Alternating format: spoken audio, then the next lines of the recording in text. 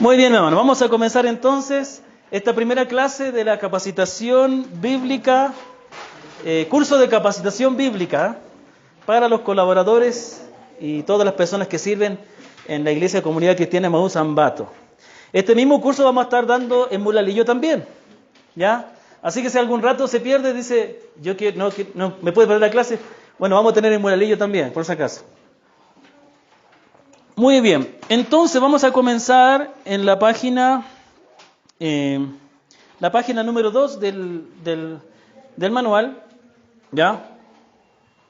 Vamos a comenzar entonces con la doctrina de la palabra de Dios, o también se le puede llamar la revelación escrita de Dios. Entonces, vamos a tener ahí a la Biblia a la mano, vamos a tener nuestros apuntes ahí.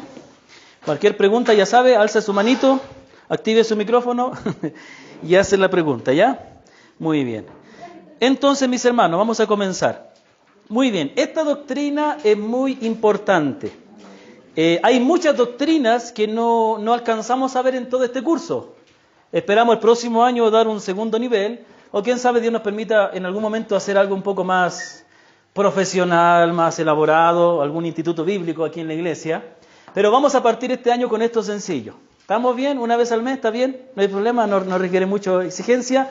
Y también esto se complementa con lo que vamos a estar aprendiendo los días miércoles en el estudio bíblico también. Muy bien. Esta doctrina de la palabra de Dios es muy importante y generalmente es la primera que se enseña. ¿Por qué? Porque tiene que ver con el fundamento de lo que nosotros creemos. ¿Dónde se fundamenta lo que nosotros creemos? Nosotros decimos somos cristianos, creemos que Jesucristo es el Hijo de Dios, creemos el Padre, Hijo, Espíritu Santo, la salvación es por gracia, pero ¿de dónde proviene eso? ¿De nuestro pensamiento? ¿De nuestra idea? De la Sagrada Escritura, la Biblia. Pero la pregunta es, ¿y por qué nosotros consideramos que la Biblia es la palabra de Dios? Hay muchos otros libros que se escribieron en la misma época que los libros de la Biblia. ¿Por qué ellos no están incluidos en la Biblia? ¿Por qué la Biblia cristiana tiene ciertos libros? La Biblia cristiana evangélica, digamos, y la Biblia católica tiene otros libros que nosotros no tenemos. Los libros apócrifos que se llaman, o ellos le llaman deuterocanónicos, ya vamos a explicar eso. ¿Por qué? ¿Cuál es la diferencia? ¿Cuál es la razón? Eso vamos a ver ahora. Y eso tenemos que tener claro. Es muy importante, hermanos, que entendamos que esta doctrina es muy importante porque es la base de nuestra fe. Dice aquí al comienzo del folleto, hay un texto de Éxodo 32:16, donde dice, y las tablas de la ley que el Señor le dio a Moisés, dice, eran obra de Dios, y la escritura era escritura de Dios, grabada sobre las tablas. Mire, este relato que ocurre aquí en Éxodo 32 nos hace recordar que la primera entrega escrita de la palabra de Dios fue cuando Dios le dio las tablas de Dios, de la ley, a Moisés. Ahí fue la primera escritura. Es cierto que el libro de Génesis es el primer libro de la Biblia, y después viene Éxodo, Levítico, Número, Deuteronomio, pero las tablas de la ley que contenían los mandamientos, ese fue el primer escrito que registró las palabras de Dios. Después Moisés escribió el resto de la escritura del Pentateuco. Y entendemos entonces que cuando Dios salva a su pueblo y forma a su pueblo Israel, lo primero que le da cuando le lleva al monte es darle su palabra de forma escrita. Ahora quiero hacer una pregunta. Aparte de estas tablas de la ley, ¿hubo otra palabra de Dios? ¿Hubo otra forma en que Dios comunicó su palabra a los suyos? ¿Sí? Dígalo. ¿Usted lo estaba diciendo en señas? Usted me hizo así. ¿Por medio de su? ¿Perdón? Por la boca, ¿sí? Sí, hablando, ¿no es cierto? Sí. Sí, hay muchas formas en las cuales Dios hizo llegar su palabra, hablando directamente a los hombres, ¿no? Él habló con Adán y le dijo, de todo árbol del huerto podrás comer, ¿no es cierto? Dios le habló, o sea, es palabra de Dios, hablando. ¿Qué otra forma de la palabra de Dios tenemos? Cuando Dios habló directamente a sus siervos, ¿no es cierto? ¿Qué otra? ¿Qué otra forma de palabra de Dios hay? Que vemos en la Biblia, de cómo Dios hizo llegar su palabra. Siendo él un ejemplo.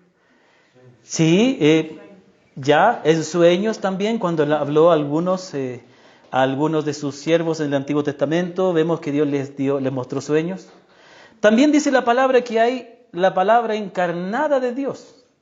¿Quién es la palabra encarnada? La palabra que se hizo hombre. El Señor Jesucristo. Por eso dice el Evangelio de Juan, en el principio era el verbo, el logos, la palabra, el mensaje de Dios en forma de la vida de un hombre. También vemos que el Señor en la Escritura nos dice los decretos de Dios o las obras de Dios que Él hace por medio de su palabra. Por ejemplo, tenemos en el libro de Génesis, y dijo Dios que exista la luz. ¿Es palabra de Dios eso o no? ¿Sí? Hay muchas formas en las cuales Dios dio su palabra, pero todas estas formas, ¿dónde las encontramos? Reveladas. ¿Cómo tenemos acceso a ellas? A través de la Escritura. Entonces, algo maravilloso es que vemos ahí la providencia del Señor.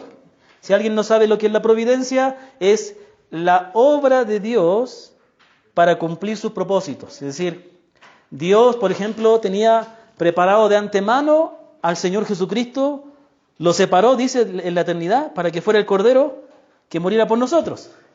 Luego, en el cumplimiento del tiempo, Dios está obrando, trayendo a su Hijo a través de la Virgen María, que solo fue virgen hasta ahí nomás, y obrando en el tiempo, dándole poder para los milagros, llevándolo a morir a la cruz y resucitándole. Esa es la providencia, la manera en que Dios está obrando para cumplir su propósito. En la providencia del Señor, en la obra de Él ha querido que su palabra quede registrada para un mejor provecho de su pueblo. Y es por eso que Él guió a los hombres que Él utilizó para que dejaran la palabra de forma escrita. Hubo un tiempo donde la palabra de Dios se transmitió de generación en generación. Sabemos que el primer autor, el primer humano que Dios utilizó para escribir la Biblia fue, ¿quién fue? ¿Quién fue el primer escritor bíblico? Moisés. Y Moisés escribió Génesis, Éxodo, Levítico, Número, Deuteronomio. Pero ¿Moisés vivió en el tiempo del Génesis, de los primeros años del Génesis? No. ¿Pero cómo pudo escribir entonces cómo ocurrió la creación? Hay dos posibilidades. Bueno, no posibilidades, hechos concretos. De alguna manera se fue transmitiendo desde los comienzos de generación en generación, pero más exactamente Dios le reveló.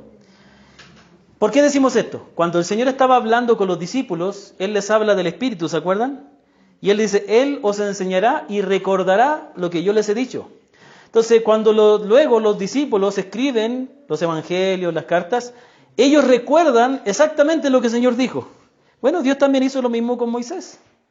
Dios también le recordó, le enseñó cómo fueron los orígenes. Entonces Dios, tenemos que ver aquí ya una bendición muy grande, que Dios ha querido que su palabra permanezca escrita para que se pueda preservar y pueda estar accesible en todo momento. Porque ¿habla Dios de manera audible hoy? Creemos que no, creemos que si Dios nos dio su palabra, esa es la manera en que nos habla. Dios ya habló en los momentos que Él tenía que hablar de forma audible con ciertas personas, pero Él nos ha dejado su palabra y a través de su palabra nosotros podemos tener acceso a lo que Él dice. Mi hermano Nico, ¿puedes tomar esa silla de atrás para que no estés sentadito? Para que no estés paradito, chico. Mis hermanos, ¿le pueden pasar a los hermanos que van llegando, los que están atrás? Adelante, mi hermana, llegó mi hermana. ¿Ah? Sí, podí. Gracias, posito linda. Sí, dile al pastor que acolite. Porque creo que en el cuarto de allá puede ser que hayan sillas. Ah, está la reunión de mujeres ya. Vea, está la reunión de mujeres, reunión de jóvenes, y estudio bíblico aquí, capacitación. ¿Ya? Ok. Muy bien. Eso fue una introducción, por si acaso. Primer punto, nuestra fe se basa en la revelación de Dios. Nuestra fe se basa en la revelación de Dios. En el apunte, en las primeras palabras podemos leer ahí. Después yo voy a leer y como no está numerado el apunte, nos vamos a perder dónde mismo está leyendo el pastor. Pero yo voy a estar leyendo aquí. El cristianismo es el verdadero culto y servicio al verdadero Dios, creador y redentor de la humanidad. Es una religión que se apoya en la revelación. nadie sabría la verdad acerca de Dios, ni se podría relacionar con Él de una manera personal si Él no hubiera actuado primero para darse a conocer. Y esto es algo maravilloso. Mire, dice aquí el autor, y esto es lo que la palabra misma nos enseña, es que la fe cristiana no está basada en lo que nosotros pensamos de Dios, ni en lo que nosotros interpretamos de Dios, sino en lo que Dios en la manera en que Dios se nos revela, sino en lo que Dios se ha revelado a sí mismo. Es decir, nosotros llegamos a conocer a Dios porque Él se reveló a nosotros. Estaba viendo un video de un famoso científico, que he publicado algunos videos en la iglesia, ¿no? Del científico John Lennox, y no tiene nada que ver con el cantante. John Lennox es un matemático británico. Yo tuve el privilegio de conocerle personalmente en unas conferencias misioneras. Y él está a la misma altura en los debates de un famoso ateo, Richard Dawkins, creo que es Richard Dawkins, sí. Y ellos debaten ahí. Y este matemático, John Lennox, él decía, bueno, algunos dicen, ¿dónde están las evidencias de que Dios existe? Dice, y él presenta de que la creación misma, lo que dice la Biblia, ¿no? La creación misma es la evidencia. Dice, si tú, por ejemplo, ves una obra de arte, tú ves un cuadro de un pintor famoso, tú no vas a ver en el cuadro dónde está el pintor. En ninguna parte tú vas a ver al pintor, quizás la firma, ¿no? Pero no vas a ver en el cuadro al pintor. Pero el hecho de que haya un cuadro nos dice que hay un pintor. Entonces la palabra de Dios nos dice que los cielos cuentan la gloria de Dios y el firmamento anuncia la obra de sus manos. Y también Romanos nos dice que las cosas invisibles de Dios, su eterno poder y deidad, se hacen visibles. Es decir, que la creación da testimonio de que hay un creador, pero no es posible conocerle personalmente a menos que Él se revele, a menos que Él se dé a conocer. Dios ha creado todo el universo y nosotros sabemos que existe alguien que lo creó, que es poderoso, que es divino, pero ¿quién es? ¿Cuál es su nombre? ¿Cuál es su voluntad? Eso lo conocemos en la medida que Él se nos revela a nosotros. ¿Me doy a entender? ¿Sí o no? ¿Sí? ¿Está claro? Es decir, que nosotros podemos saber de la existencia de Dios al ver la creación, pero solamente podemos conocerle personalmente en la medida que Él se revele a nosotros. ¿Y cuál es la manera en que Dios se nos ha revelado? A través de la Sagrada Escritura, la palabra de Dios. Entonces, nuestra fe no se basa en las ideas que nosotros tengamos de Dios. Eso hacen las otras religiones. Interesante, ¿no? Alguien dice, pero hay más de 1000 y algo, no sé cuántas, 2000, 3000, 30.000 religiones en el mundo. Bueno, ¿no te dice algo eso de que en el hombre hay una conciencia de que existe Dios? Pero ¿cuál es la diferencia? ¿Cuál es la diferencia del cristianismo con otras religiones? Si otras religiones también creen en Dios, ¿cuál es la diferencia entonces? ¿Ah? ¿Cuál es la diferencia del cristianismo con el budismo, con otra forma de creencia en Dios? ¿Cuál es la diferencia con tantas religiones que hay en el mundo y antes era peor? A ver, Omar. Ya, muy bien. Pero también puedes tú encontrar en algunas religiones que de alguna manera se dan cuenta del pecado, de la imperfección del hombre. Pero la gran diferencia, ¿sabe dónde está? En que las otras religiones, sus creencias se basan en lo que los hombres piensan de Dios, interpretan de Dios, definen de Dios. Nuestra fe se basa en lo que Dios nos ha revelado. Esa es la diferencia. Entre muchas otras, ¿no? Esa es una de las diferencias. Lo que dijo también Omar es muy importante. La fe cristiana es la única que presenta una solución al problema del pecado. Ninguna otra religión la presenta. Siempre las religiones ofrecen un camino de lo que tú debes hacer para poder perfeccionar tu alma, para estar en paz, para reconciliarte con Dios, lo que sea como lo definan. Pero solo la Escritura es la que dice que Dios vino a solucionar el problema del pecado. Pero en sí, lo que estamos tocando hoy día es que la fe cristiana se basa en la revelación de Dios. Lo que Dios nos ha revelado. Todo lo que nosotros creemos de Dios no es lo que nosotros pensamos de Dios, sino lo que nosotros creemos que Dios dice en su palabra. ¿Estamos de acuerdo con eso? ¿Sí? Ahora, pero aquí viene el punto. El problema es que nosotros tenemos que entender bien esta verdad y ser consecuentes con ella. Porque lamentablemente el cristianismo contemporáneo no basa mucho de sus creencias en lo que dice la palabra, sino en lo que los hombres piensan acerca de Dios. Estaba viendo un video del famoso pastor Juan Manuel Vaz, ¿no es cierto? Juan Manuel Vaz. Y él estaba hablando de cómo Eva Luna y el Camilo van a tener un hijo que lo van a criar no binario. Es decir, que ellos no van a definir a él que sea niño o niña, sino que él decida. Entonces, bueno, realmente por esta y muchas otras razones más pensamos que esta parejita no son verdaderos creyentes, ¿no? Porque la pregunta es, ¿en qué se basa su creencia? ¿Es lo que realmente dice la palabra? ¿Dios dice que en su palabra que las personas decidan su género? Entonces, lo que ellos dicen, lo que ellos creen, ¿se basa en lo que dice la palabra o en lo que ellos piensan? Lo que ellos piensan, ¿eh? Entonces, ese es el problema. Y en eso nosotros necesitamos trabajar. Acuérdense que nosotros venimos del pecado. Nosotros no conocíamos a Dios. ¿Cómo eran nuestras creencias? No eran basadas en la Biblia. Eran basadas en lo que nos enseñaron nuestros padres, lo que la sociedad decía. Cuando nosotros llegamos a Cristo, nosotros tenemos que ir limpiando y purificando nuestra fe.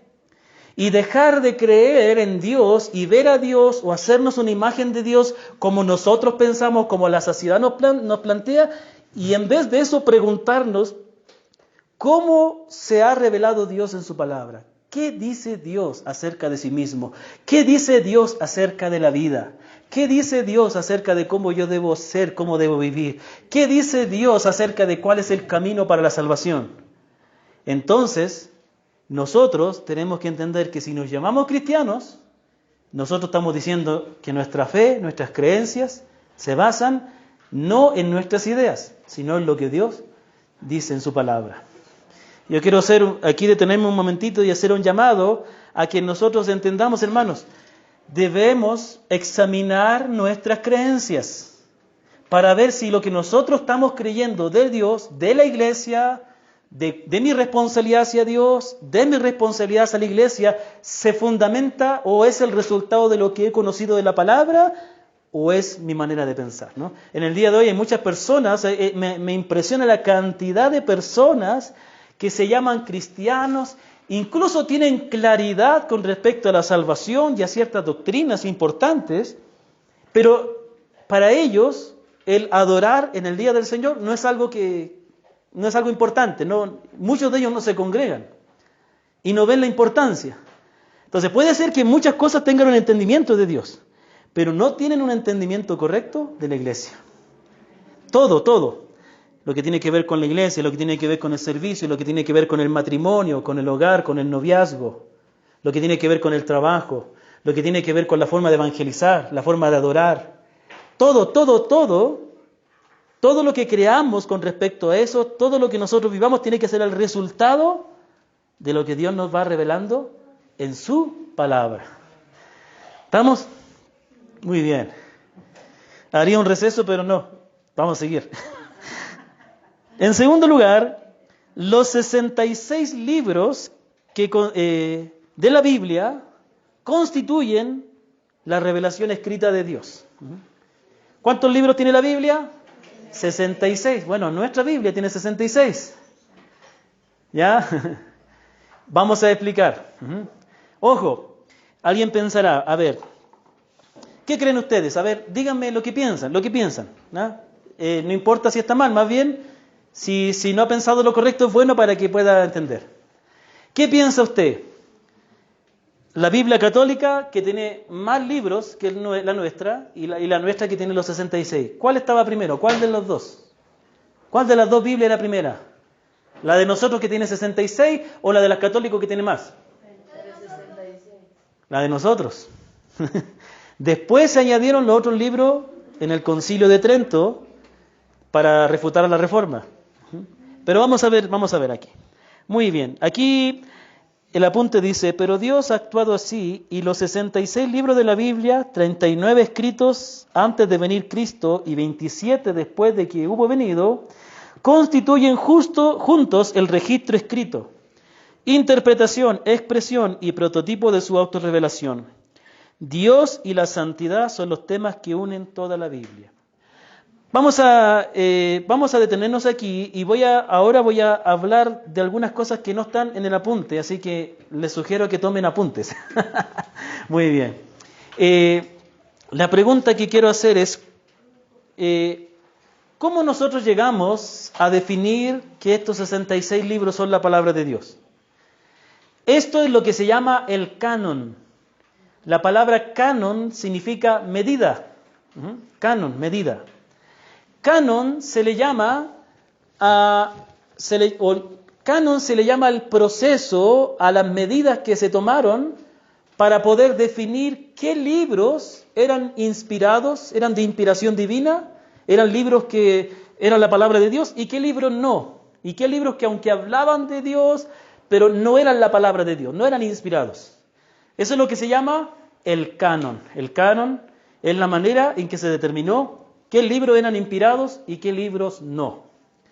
Entonces, voy a presentar a continuación las razones por las cuales se consideró en la lista de los libros actuales como inspirados y por qué se rechazaron otros, a los cuales se llaman apócrifos.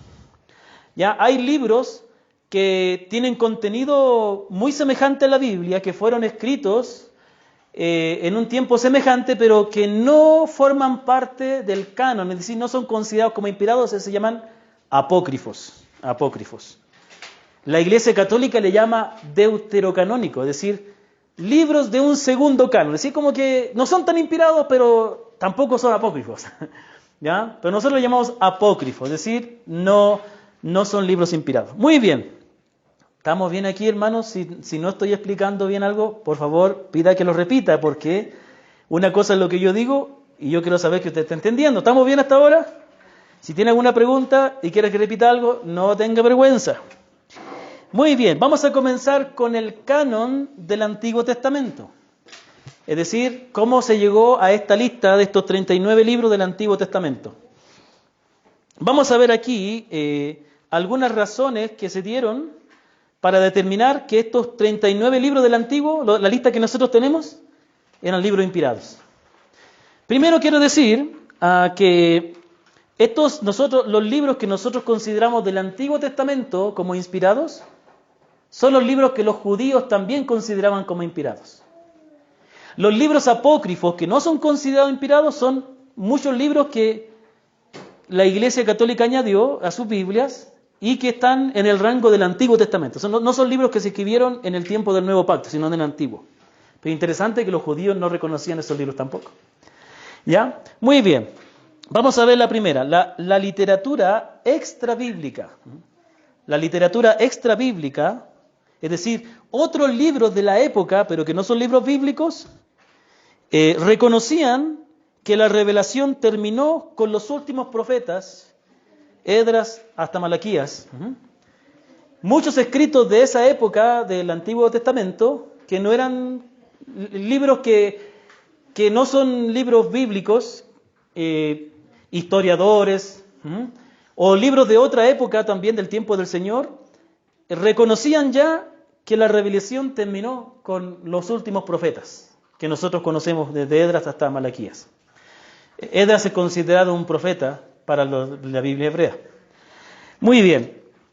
Hay un libro apócrifo llamado Macabeos.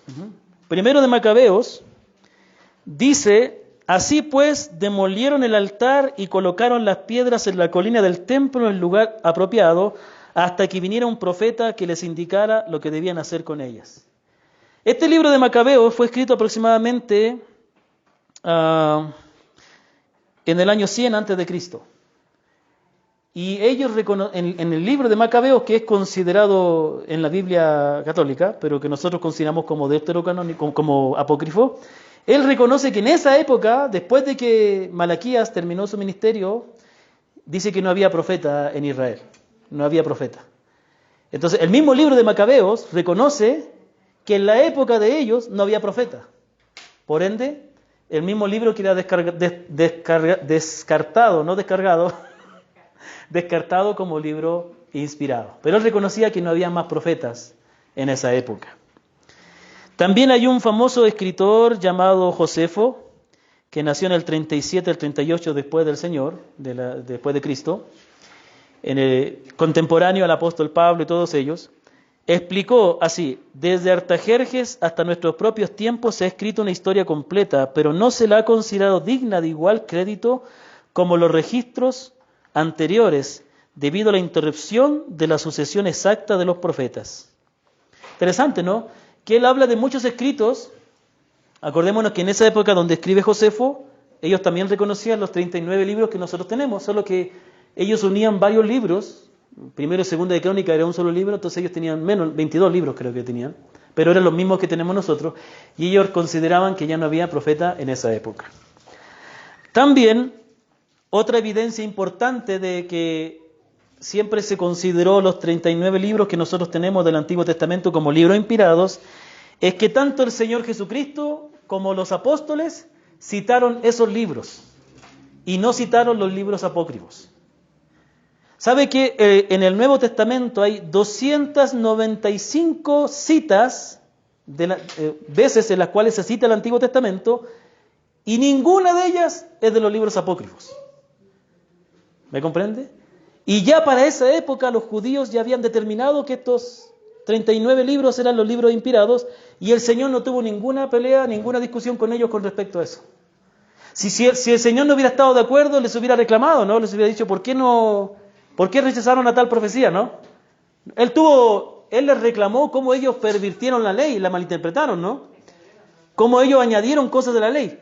Pero él nunca discutió con ellos acerca de los 39 libros que ya eran considerados como inspirados, ¿ok? También, y aquí vamos a entender un poquito por qué la Iglesia Católica tiene otros libros.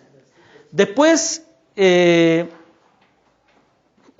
el tiempo de la Iglesia primitiva, llegamos al tiempo que se llama los padres apostólicos o también los padres de la Iglesia, los primeros siglos. Ahí sí hubo discrepancia. Muchos autores, obispos de la época de los primeros cristianos, en algunos de sus documentos hicieron una lista de los libros y todos concuerdan en los 39 libros. Algunos dejaban fuera el libro de Esther, pero por lo demás, muchos de ellos consideraban estos libros. Pero hubieron otros que consideraban los libros apócrifos. ¿Pero sabe por qué fue la razón? Porque en los primeros siglos del cristianismo se tradujo, hubo una traducción del Antiguo Testamento al idioma griego que se llamó la Vulgata. A ver, por favor, ¿alguno de ustedes me puede ayudar? ¿La Vulgata es una traducción del Antiguo Testamento al griego o al latín? Pero del Antiguo Testamento. ¿Del Nuevo al latín? ¿De toda la Biblia al latín? Sí, gracias, sí, al latín. La Vulgata, y viene ¿sabe dónde viene la palabra Vulgata? Viene la palabra vulgar. Y quiere decir una traducción en el idioma del pueblo. Eso quería decir. Entonces, en esa época, el latín era el idioma del pueblo, era el idioma vernáculo, el idioma común y corriente, ¿no? E incluso el griego en el cual se escribió el Nuevo Testamento no era el griego clásico que hablaban los cultos, sino el griego que hablaba el pueblo. Entonces, esta traducción de toda la Biblia, del Antiguo y Nuevo Testamento, la hizo un hombre llamado Jerónimo, o San Jerónimo, y él añadió en esa traducción los libros apócrifos. Pero él mismo reconoció que esos no eran inspirados. Pero como él los añadió, muchos comenzaron a considerar que los libros apócrifos también eran inspirados. Por eso que muchos cristianos primitivos creían en los libros apócrifos como inspirados, por la influencia que tuvo la traducción. ¿Me comprende? Es como que si yo hiciera digamos que en nuestra iglesia tuviéramos algunos eruditos en griego, en hebreo, y hiciéramos una nueva traducción y añadiéramos los libros apócrifos, y a pesar de explicar aquí, estos son libros apócrifos, solo son de referencia, de repente comenzáramos a leer en el culto, y después con la tradición, con el tiempo, nadie pensaría que no son inspirados, ¿me comprende? Eso es lo que ocurrió en la iglesia. Entonces, porque Jerónimo, que fue un hombre muy importante, él tradujo la Biblia al latín, para que estuvieran en el idioma del pueblo, la gente podía entender la escritura, él añadió estos, y él decía que eran libros de edificación personal, pero no eran inspirados, pero igual así algunos comenzaron a considerarlos inspirados.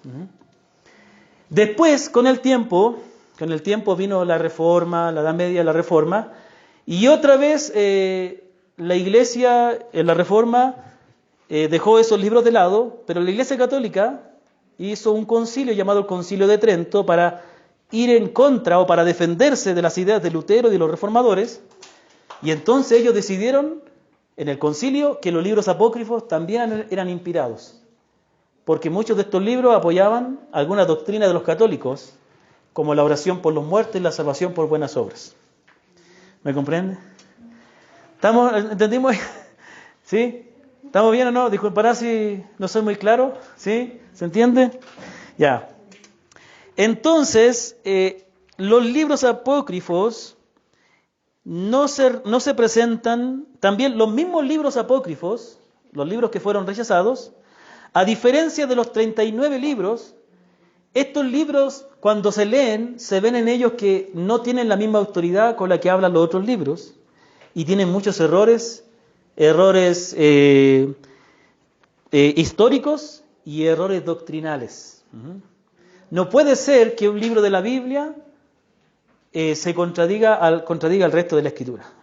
Algo que también se ayudó a determinar qué libro eran inspirados era que si era la palabra de Dios, debía tener unidad en su pensamiento. O sea, habían libros apócrifos que hablaban, como le dije anteriormente, acerca de la oración por los muertos, la salvación por buenas obras, y también tenían muchos errores, entonces fueron descartados. Ni los mismos judíos los reconocían. Entonces la Iglesia aceptó el testimonio que los judíos tenían. Y también los investigadores, los teólogos que están especializados en estas áreas, hasta el día de hoy investigan esos libros y se dan cuenta de los errores que tienen, y una vez permanece ya esta lista que tenemos hasta el día de hoy. ¿Estamos claros con este punto? ¿Sí? Ahora, ¿y los libros del Nuevo Testamento? ¿Cómo fueron reconocidos los 22 libros que tenemos en el Nuevo Testamento como libros inspirados?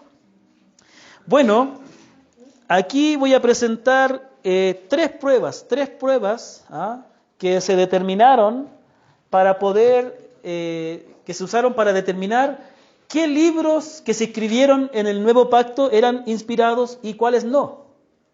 Hay muchos libros que tampoco, bueno, no tantos como el Antiguo Testamento, pero hay libros que no se consideraron como inspirados. ¿Ya? Incluso hay cartas que el apóstol Pablo escribió a la iglesia de Corinto, aparte de la primera y segunda carta. Creo que entre medio hay otra carta, pero no se sabe nada de esa carta, no permaneció, no se consideró como inspirada y no ha permanecido hasta nuestros días. Entonces, vamos a ver la primera prueba, la prueba de la autoridad. Entonces, esta es muy importante. La primera prueba para determinar por qué estos libros que nosotros tenemos en el Nuevo Testamento eran libros inspirados es la prueba de autoridad. Con relación a los libros del Antiguo Testamento, esto significaba que tuvieran el respaldo de la autoridad de un legislador, un profeta o un líder de Israel. En cuanto a los libros del Nuevo Testamento, esto significaba que la autoridad de un apóstol respaldara los libros que fueron aceptados en el canon. Entonces, ¿qué vemos aquí? Vemos que una de las cosas que se consideró para reconocer a los libros del Nuevo Testamento como inspirados era que tenía que tener el respaldo de un apóstol. O ser escrito por un apóstol, o tener el respaldo de un apóstol a la persona que escribió. ¿Ya? Por ejemplo, ¿qué libro de la Biblia escribió el apóstol Pedro? ¿Ya? Primera y segunda de Pedro, ¿no es cierto? No escribió nada más. Puede ser que haya escrito otra cosa, pero eso es lo que nosotros tenemos. Pero bueno, eso es lo que se ha considerado como inspirado y por algo ha permanecido. Sin embargo, tenemos el Evangelio de Marcos. ¿Y quién fue Marcos? ¿Fue uno de los 12 discípulos? No era un apóstol. Fue un discípulo posterior. Pero él recibió el respaldo del apóstol Pedro. Es más, se piensa que mucho del contenido del Evangelio de Marcos es lo que Pedro le relató a Marcos. Y Marcos también investigó. investigó con otros cristianos. Imagínense lo bonito que ha sido esa época, ¿no? Digamos aquí que algunos de ustedes, yo me convertí ahora hace poco y ustedes conocieron al Señor y ustedes me cuentan cómo fue el Señor, cómo era, cómo caminaba, cómo trataba a la gente. Entonces yo voy registrando, ¿me comprende? Entonces, Marcos hizo un registro de la vida del Señor respaldado por el apóstol Pablo. Y cuando nosotros leemos el Evangelio de Marcos, el contenido de Marcos está en total armonía, no solo con el resto de los evangelios, sino también está en armonía con lo que dice el Antiguo Testamento. ¿Me comprende? Y también está presentado con autoridad. Eso es lo que se llama la evidencia interna. Yo voy a hablar un poquito más de la evidencia interna. También, por ejemplo, conocemos las cartas de Pablo, ¿no? Las cartas, él que escribió más en el Nuevo Testamento, ¿no? ¿Pero escribió algún evangelio Pablo? No. Pero hubo un discípulo hubo un discípulo, no de los 12, no de los tiempos del Señor, un discípulo se le llama a los cristianos, ¿no? Que estuvo muy cerca de Pablo. ¿Quién fue? ¿Quién fue aquel discípulo del libro de los Hechos que estuvo al lado de Pablo en todo momento? Lucas. ¿Ya? Y Lucas escribió el Evangelio de Lucas y el libro de los Hechos. Pero él tampoco era parte de los 12. Pero él fue respaldado, todo lo que él hizo, el ministerio de él fue respaldado por el apóstol Pedro. ¿Me comprende? Y bueno, tenemos Mateo y tenemos Juan que sí eran apóstoles, ¿no? Y ellos sí eran apóstoles y ellos escribieron con la autoridad apostólica, ¿no? Ya, entonces hay un aspecto aquí, sí. Otro aspecto es, en segundo lugar, la prueba de la singularidad. La prueba de la singularidad. Singularidad. Para ser incluido en el canon, un libro tenía que mostrar evidencia de su singularidad como prueba de su inspiración. Es decir, el libro tenía que demostrar en su contenido, eso es lo que se llama evidencia interna. Está la evidencia interna y la evidencia externa. Evidencia externa, los apóstoles dieron testimonio de que lo que escribió Marcos era palabra de Dios, era correcto. Pero cuando nosotros leemos el libro expresa por su contenido, por su forma, que es un libro que habla con la autoridad divina. Que es un libro que está escrito de tal manera que está escrito para ser creído, obedecido. ¿Sí me doy a entender? Eso es lo que se llama la evidencia interna. Y esto es muy importante, mire. Cuando uno examina los libros de la Biblia, uno puede ver, no sé si le ha pasado a usted, pero la Biblia habla y muestra nuestra necesidad de salvación, muestra nuestra verdadera condición. Ningún otro libro escrito por los hombres puede expresar la verdadera condición del hombre como la Biblia lo hace. Ninguna otra puede hacerlo como la Sagrada Escritura. Entonces, la evidencia interna que tienen todos los libros que nosotros vemos de la Biblia muestra, quizás algunas personas con mayor conocimiento pueden darse cuenta de algunos detalles más que quizás siempre cuando nosotros vamos creciendo en nuestro conocimiento podemos ir entendiendo mejor la Escritura, pero aquellos que ya han pasado años y conocen a profundidad se dan cuenta que estos escritos tienen una autoridad y revelan un conocimiento que no puede ser meramente por el entendimiento humano. ¿Me comprende? Es por eso que lo mejor que nosotros podemos hacer para evangelizar a otros es no solamente explicarle, que sí es algo importante que Dios usa nuestra explicación, pero juntamente con la proclamación, gracias, no hay problema. Junto con nuestra explicación, con nuestra proclamación, es recitar, leer, exponer la Escritura misma. Ella habla sola. He conocido y he sabido de muchas personas que se han convertido por el solo hecho de leer la palabra. Las verdades contenidas, la palabra tal cual, incluso siendo traducida, tiene un poder de mostrar y discernir el corazón del hombre que no puede hacerlo en ningún libro escrito meramente por inspiración humana. ¿Me comprende? Entonces, esas son las tres pruebas del Nuevo Testamento: la prueba de la autoridad, la prueba de la singularidad y la tercera que voy a mencionar ahora, la prueba de su aceptación por las iglesias. Su aceptación por las iglesias. A medida que los libros circulaban, tenían que ser aceptados por las iglesias. En realidad, ningún libro que fue cuestionado por un gran número de iglesias llegó finalmente a ser admitido en el canon. Mire, estaba leyendo, y uno sirve de leer, a veces uno dice, yo leo algo, digo, está bonito lo que dice, pero ¿cuándo me será útil? Yo leí el año pasado, leí un libro que se llamaba El culto en la iglesia primitiva, de Justo González. Si bien no estamos de acuerdo en todo de ese autor, es un historiador muy excelente, conoce mucho. Y él muestra más o menos cómo fue el proceso en que las cartas de Pablo y de los otros apóstoles llegaron a ser reconocidas como inspiradas. ¿Sabe cómo? Mire, digamos que, permítanme usar aquí esto, digamos que el apóstol Pablo envía a esta iglesia, digamos que somos la iglesia en Corinto, nos manda la primera carta, ¿no? Era más larga, ¿no? Sabemos que es un libro prácticamente, pero un librito. Entonces nos manda la carta a nosotros, chévere, nosotros la leímos y somos edificados, la leímos después de la cena seguramente, y ese es el mensaje, esa es la prédica, la carta que mandó el apóstol. Pero ¿qué pasó? Que otra iglesia que está en otra localidad, le compartimos y ellos comienzan a leer. Y ellos, en la medida que comienzan a leer, ¿saben lo que comienzan a hacer la iglesia? Comienzan a copiarla y comienzan a leerlas en el culto. Entonces, esta es la prueba que los primeros cristianos usaban. ¿Qué es lo que ellos determinaron para saber qué libro era inspirado del Nuevo Testamento? Era qué libro o qué carta era lo suficientemente digna para ser leída en el culto. ¿Me comprende? Si se leía en el culto, era porque todo lo que decía eso era verdad, era de acuerdo al resto de la Escritura y por lo tanto era considerado palabra de Dios.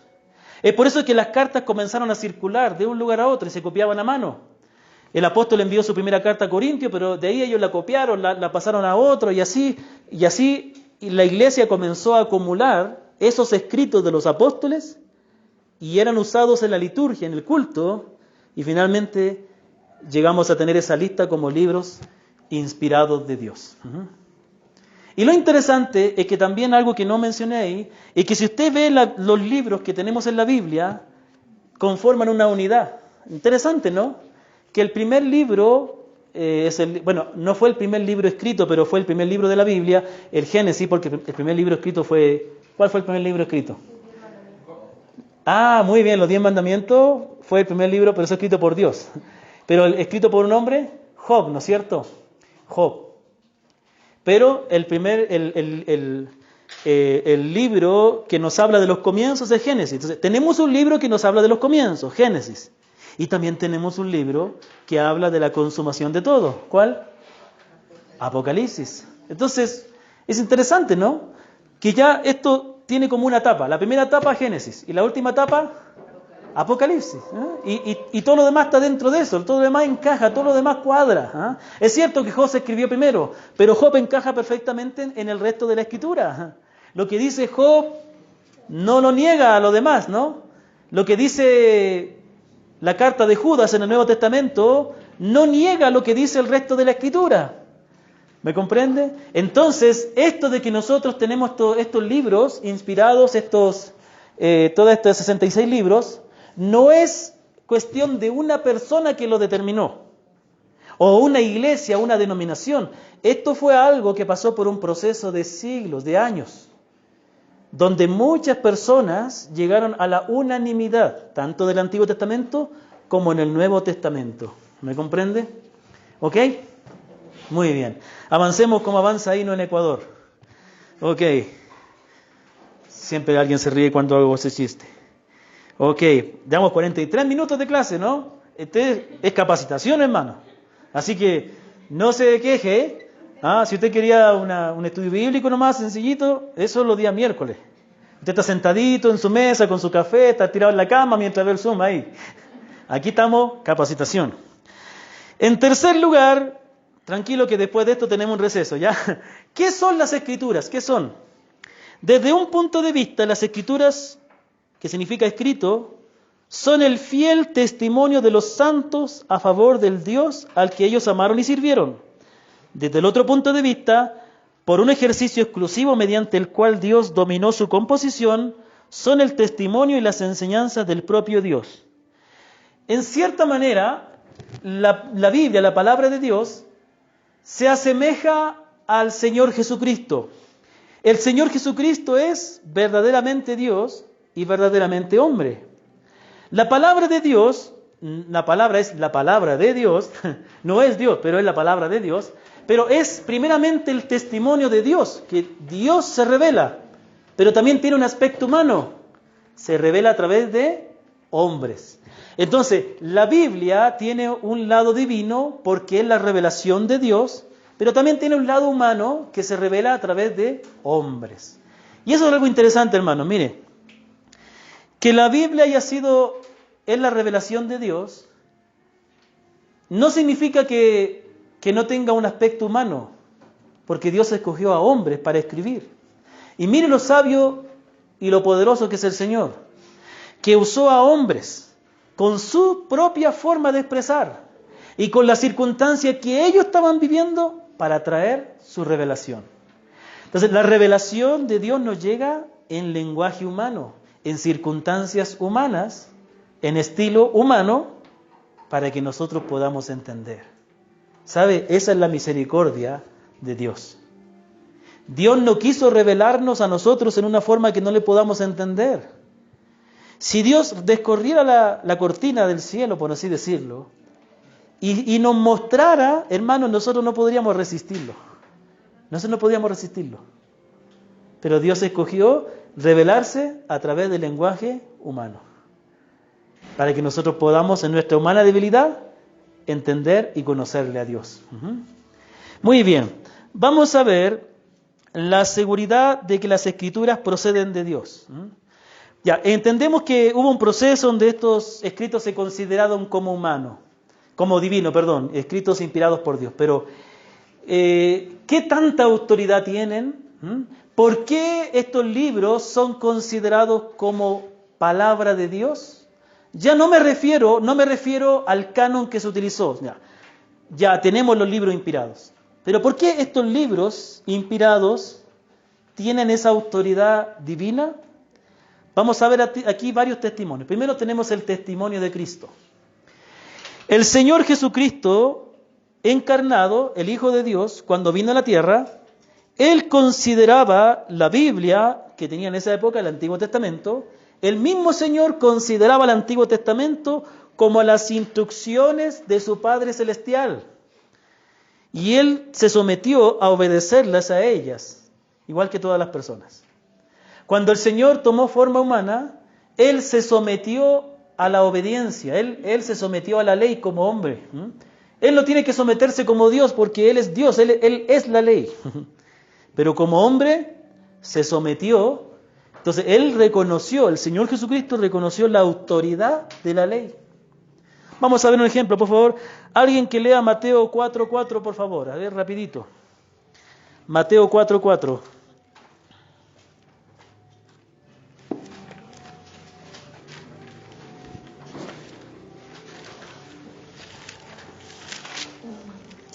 ¿Qué dice aquí? Él respondió y dijo, escrito está, no solo de pan vivirá el hombre, sino de toda palabra que sale de boca de Dios. Gracias, mi hermana. Y así, cuando el Señor es tentado una y otra vez por el diablo, ¿cómo responde el Señor? Así está escrito. Él cita la palabra de Dios como la autoridad por la cual Él no puede obedecer a Satanás. ¿Por qué yo no puedo hacer lo que tú me dices? Porque escrito está. Entonces, Él está diciendo, yo no puedo obedecerte a ti porque yo me someto a la ley. La ley es mi autoridad. También más adelante, capítulo 5, versículo 19 al 20, dice, de manera que cualquiera que quebrante uno de estos mandamientos muy pequeños y así enseña a los hombres muy pequeños será llamado en el reino de los cielos. Entonces, ¿qué está diciendo? Que el Señor está condenando la enseñanza que lleva a quebrantar los mandamientos. Por lo tanto, el Señor mismo, el Señor Jesucristo, consideraba a la ley como la autoridad divina. De la misma manera nosotros tenemos que considerar la palabra de Dios como nuestra autoridad. ¿Estamos? Alguien que lea Lucas 4:16 al 21. Vamos, desenvainen sus Biblias.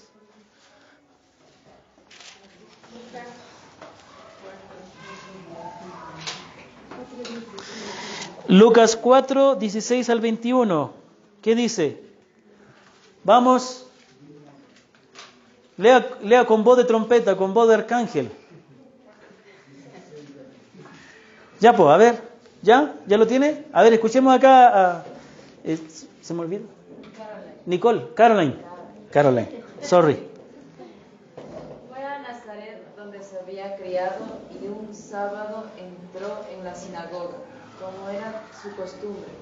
Se levantó para hacer la lectura y le entregaron el libro del profeta Isaías al desenrollarlo. Encontró el lugar donde está escrito: El Espíritu del Señor está sobre mí, por cuanto me ha ungido para anunciar buenas nuevas a los pobres. Me ha enviado a proclamar libertad a los cautivos y dar vista a los ciegos, a poner en libertad a los oprimidos, a pregonar el año del favor del Señor. Luego enrolló el libro, se lo devolvió al ayudante y se sentó. Todos los que estaban en la sinagoga lo miraban detenidamente, y él comenzó a hablarles: Hoy se cumple esta escritura en presencia de ustedes. Muy bien, gracias. El Señor estaba en la sinagoga leyendo al profeta, le dieron la oportunidad para leer. Como les digo, mire, hay algo interesante, ¿no? ¿Sabe cómo funciona la sinagoga? Realmente cualquier varón que pertenecía a la sinagoga podía leer la palabra. Obviamente siempre y cuando estuviera andando bien, ¿no? También había orden y disciplina ahí. Pero estaba capacitado porque a todo judío se le instruía estrictamente en la ley de Dios. De modo que tenían un conocimiento suficiente para poder leer la ley en público y poder explicarla. También, bueno, él era considerado como un rabino, como un maestro. Interesante, ¿no? Porque de alguna manera el Señor fue como un maestro, pero él no fue un maestro educado formalmente en alguna escuela rabínica, sino que él mismo llegó, por su testimonio, a demostrar que él era un rabino, un maestro de la ley, ¿no? En la parte humana, obviamente sabemos que como Dios, él tiene todo el conocimiento, pero acordémonos que él se limitó. Entonces, él muestra que la palabra de Dios se cumple con su venida. Entonces, él reconoció claramente el Antiguo Testamento como la autoridad divina. También tenemos el testimonio del apóstol Pablo. Pablo escribió, y acordémonos que cuando Pablo escribió sus cartas, el Nuevo Testamento no estaba completo, se estaba recién escribiendo. De modo que cuando Pablo hace referencia a la Escritura, él hace referencia al Antiguo Testamento. Él hace referencia al Antiguo Testamento. ¿Y qué dice Pablo del Antiguo Testamento? Segunda Timoteo 3, 15 al 17. Alguien, por favor, que lo lea. Segunda Timoteo 3, 15 al 17.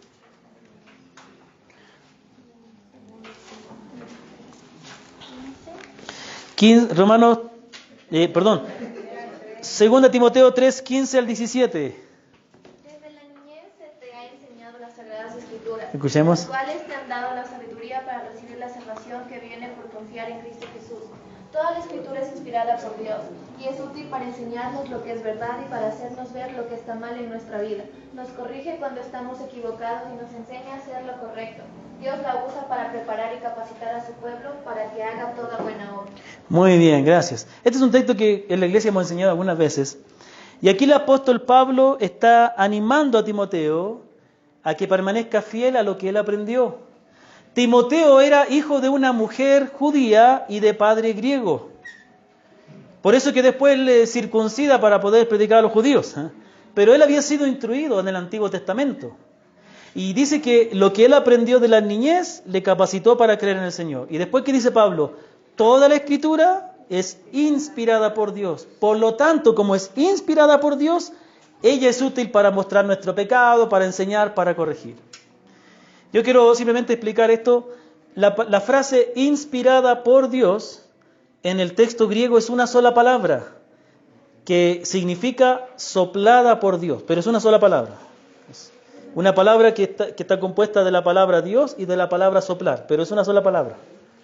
Soplada por Dios. Es decir, Dios y con su espíritu infundió esa verdad en los autores para que la escribieran, ¿no? ¿Estamos cansaditos ya? Si quiere hacemos una dinámica. Falta poquito. Tranquilo. Tranquilo, tranquilo. Muy bien. También Romanos, vamos. Mire, completemos la hora, ¿ya? ¿Ah?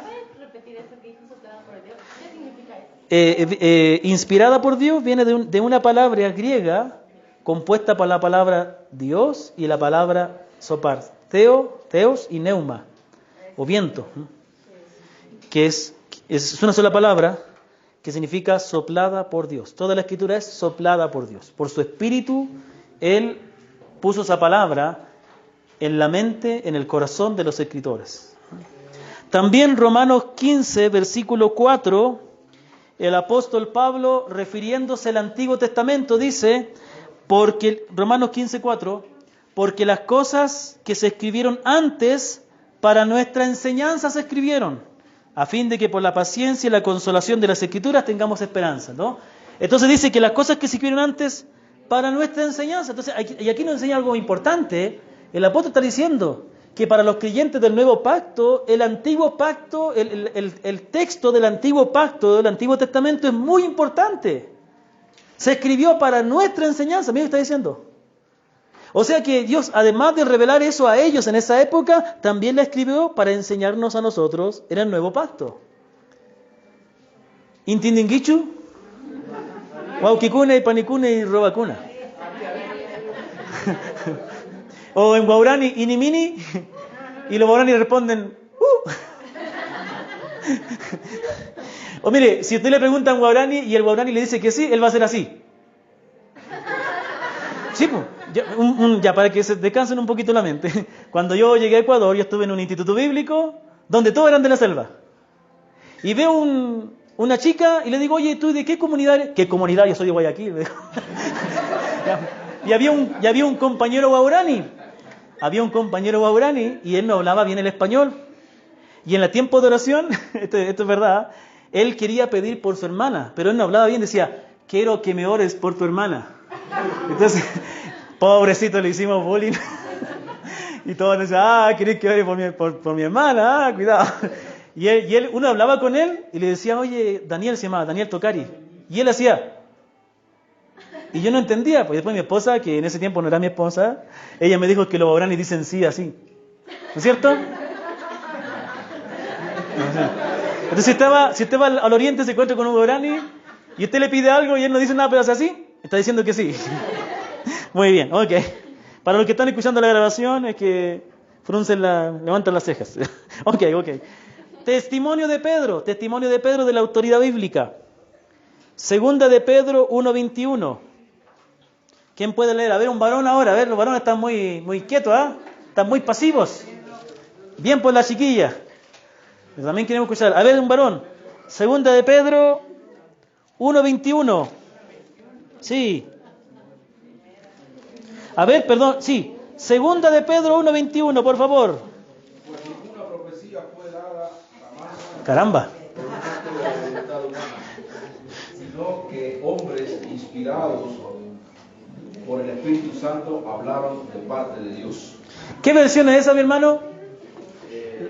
¿Américas? La Biblia de América. Ya. Muy bien. Dice que la profecía no vino por voluntad humana, sino que los santos profetas hablaron siendo inspirados por el Espíritu Santo. Pero aquí hay algo. Es lo mismo, parecido a lo que dice Timoteo, ¿no? Pablo a Timoteo, toda la escritura es inspirada por Dios. ¿Qué significa inspirada por Dios? Soplada por Dios. Pero aquí Pedro utiliza otra palabra. Entiendan, cuando estudien la Biblia es bueno tener a mano un diccionario, un comentario bíblico, porque nosotros vamos a encontrar la misma palabra en español, pero en el texto no era la misma palabra. Se tradujo inspirado, pero no es lo mismo. En 1 Timoteo 3:16 dice toda la escritura es inspirada por Dios y en el texto griego es soplada por Dios. Pero aquí, en 2 de Pedro, cuando Pedro dice que hablaron siendo inspirados por el Espíritu Santo, utiliza otra palabra que se tradujo inspirado, pero literalmente significa siendo tomados por el Espíritu Santo, siendo conducidos por el Espíritu Santo. Ve que esto enriquece un poco más el concepto de inspiración. En Timoteo, en la carta de Pablo a Timoteo, aprendemos que inspirado es que Dios transmitió esa verdad, Pero aquí dice que Dios los tomó, les guió para proclamar la verdad. Entonces, esto nos da dos aspectos. La inspiración tiene dos aspectos.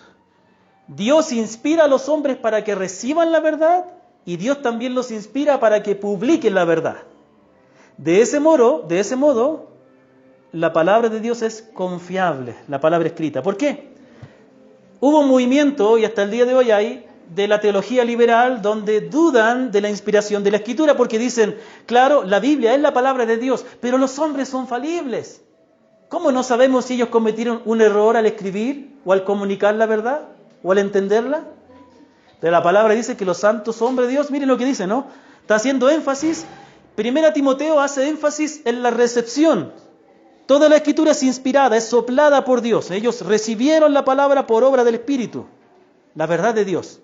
Pero 2 de Pedro hace énfasis en la transmisión de la palabra. Los santos hombres de Dios hablaron, no dice escribieron, pero se entiende que también lo incluye, ¿no? Hablaron, comunicaron la verdad, siendo controlados, tomados, inspirados por el Espíritu Santo. Entonces nosotros podemos confiar plenamente en la Biblia, que ellos recibieron la verdad y también fueron guiados por Dios al transmitirla.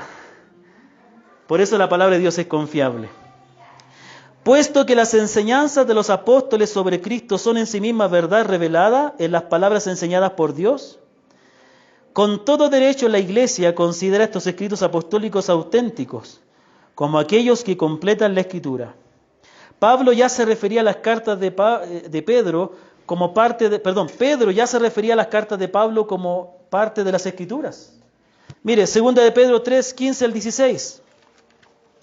2 de Pedro 3, 15 al 16, el apóstol Pedro habla, ahora él ya no está hablando de las escrituras del Antiguo Testamento, él está hablando de las cartas de Pablo. Ahora, vimos el testimonio que Pablo decía del Antiguo Testamento era inspirado por Dios. Después vimos que Pedro hablaba de que los santos hombres de Dios del Antiguo Pacto hablaron siendo inspirados. Pero ahora Pedro va a hablar de lo que se escribió de un contemporáneo de él, de Pablo. ¿Qué dice Pedro de Pablo? 2 de Pedro 3, 15 al 16. ¿Quién lo puede leer? Recuerden que nuestro Señor Jesucristo nos trata con paciencia para que podamos ser salvos.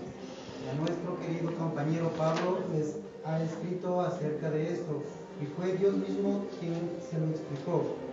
En todas sus cartas Pablo les ha hablado de esto, aunque algo de lo que dice en ellas no es fácil de entender. Por eso no las entiende la gente ignorante ni los que confían en Cristo, y luego las explica mal. Lo mismo hacen con toda la Biblia, y por eso Dios los castigará. Muy bien. ¿Qué versión está usando mi hermano Jalito? Traducción lenguaje actual. Muy bien. Interesante, ¿no? Es lo mismo, pero con palabras más claras, ¿no? Está diciendo que el apóstol Pablo explica según la sabiduría que le ha sido dada. En la versión de ahí decía, según Dios le guió, ¿no? Entonces dice que le ha sido dada una sabiduría. Y después dice que algunas palabras de Pablo son difíciles de entender y algunos las tuercen igual que las otras escrituras, dice. Entonces está poniendo los escritos de Pablo al mismo nivel de las otras escrituras. Por ser Pablo un apóstol, una de las cosas que nosotros vemos de los apóstoles, de las funciones de ellos era revelar la palabra de Dios. Entonces, los mismos apóstoles reconocían, el mismo apóstol Pedro reconoció los escritos de Pablo como inspirados por Dios. Muy bien. Vamos a terminar con lo siguiente. Todo esto nos lleva a entender que nosotros primero podemos confiar plenamente en las Escrituras y que debemos depender de ellas. Ellas, si son la palabra de Dios, entonces ellas tienen todo lo que nosotros necesitamos. Si son la palabra de Dios, entonces es poderosa para transformar la vida de las personas. Pero por otro lado, la palabra es nuestra autoridad. Si es la palabra de Dios, entonces mi autoridad. Lo que yo creo, la forma en que yo sirvo, ¿cuál es la autoridad en que se basa lo que yo hago? ¿Es en mis ideas o en la palabra? Hermanos, reconozcamos la autoridad de la Escritura y creamos en la suficiencia de ella. Si es la palabra de Dios, entonces creámosla con todo el corazón. Dediquémonos a ella y compartámosla confiando en que es poderosa. Amén. Que el Señor bendiga su palabra. Terminamos la primera parte. ¿Alguna pregunta? ¿Sí? Muy bien. Tenemos unos 5 minutos de descanso. ¿10? ¿10? Sí. 5 nomás. Mucho. 5 minutitos para refrescarse, ir al baño, tomar gaseosa, si es que queda, antes que se acaben, al bar. Y de ahí comenzamos. La segunda parte es más tranquila, que es más práctica, ¿ya? ¿Entendiste bien? ¿Te gustó? Qué bueno, po. Esa es la idea. Ah, chuta, no he sacado la grabación. Ahora sí. Ya estoy.